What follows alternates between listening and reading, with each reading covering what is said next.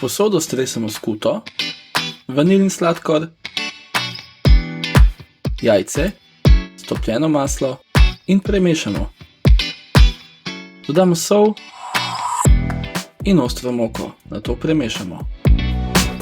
Testo oblikujemo v kepo, ki jo zavijemo v folijo in postavimo v hladilnik za 1 uro.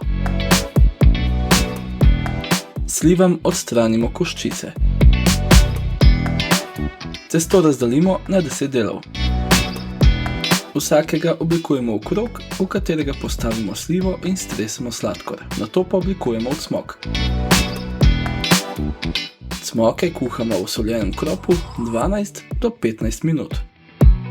V ponvi raztopimo maslo, na njem pa popražimo drobtine in rjavi sladkor. Dodamo cimet in premešamo. Cmoke povaljamo v drobtinah.